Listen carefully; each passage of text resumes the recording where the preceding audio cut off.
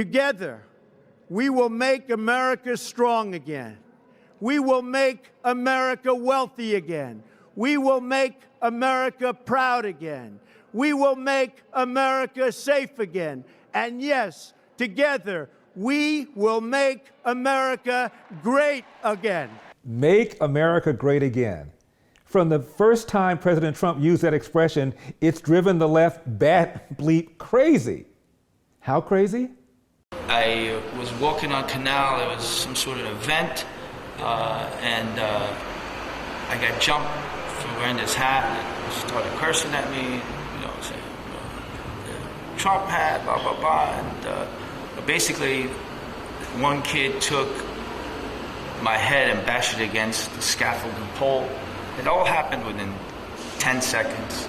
I jumped out, crossed the street, and I called the cops. And this is my situation right now. Looked like the scene of a storm, but instead was where police say a Republican voter registration drive in Jacksonville, Florida, was attacked by this man, who later told police it was because he does not like President Trump. This is really disgusting attacks that cannot be allowed to continue, and I think unfortunately it looks like they are on the rise.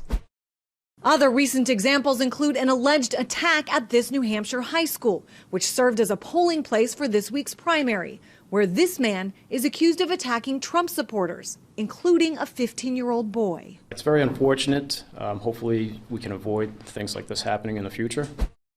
Then there's Nelson Gibson, who told our sister station CBS 12 in West Palm Beach he wasn't allowed in his dialysis clinic with this life-size cutout of the president, though he was able to bring in smaller versions. To say they have contempt for the man would be an understatement. You're a liar, Trump. I mean, the Dems, the media, Trump haters, they have no idea how to deal with that popular Make America Great Again slogan. I mean, check out their confusing, bizarre, often contradictory reactions. The fact of the matter is, this is a great country which does not have to be made great again. That work is not to make America great again. America never stopped being great.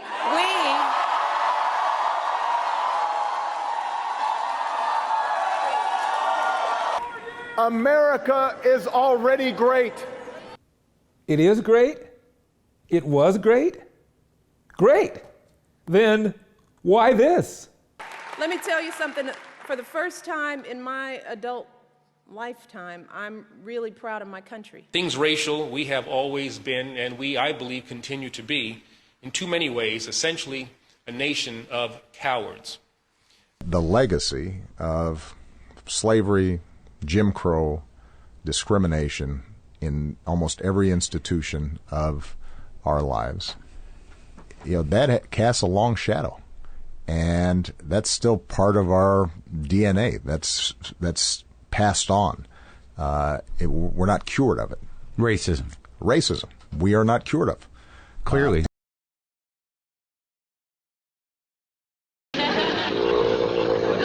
You see, here's the problem.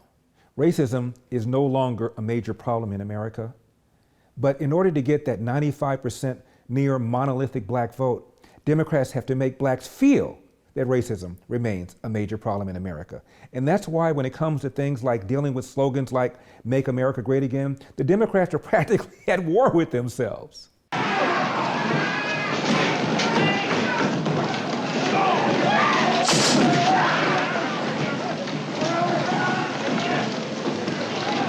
So when Trump says Make America Great Again, he is being jingoistic.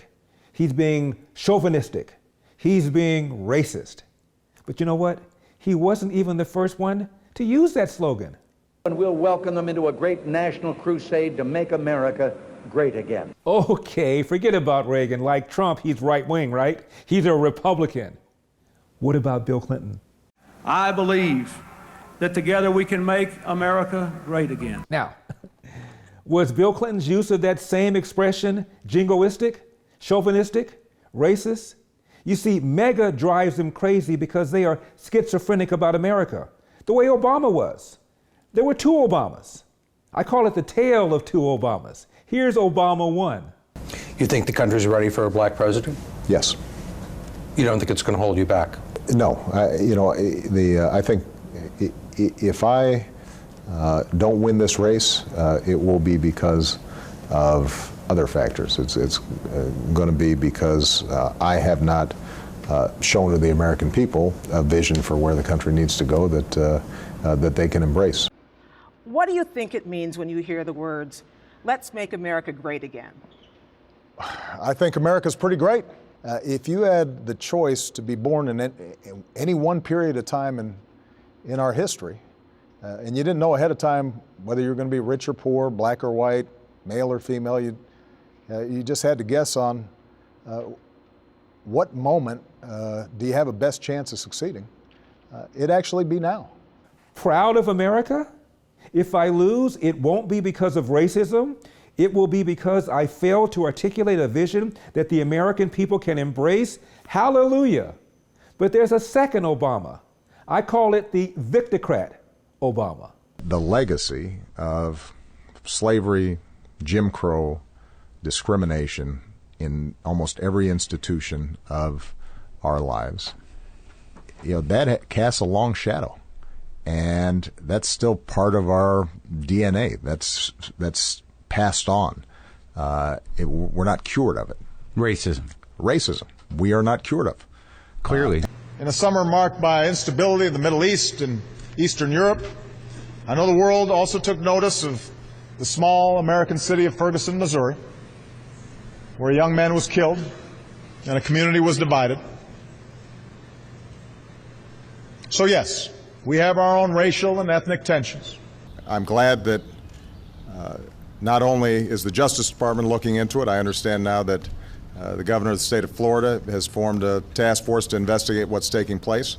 I think all of us have to do some soul searching to figure out how does something like this happen. And that means that we examine the laws and the context for what happened, as well as the specifics of the incident.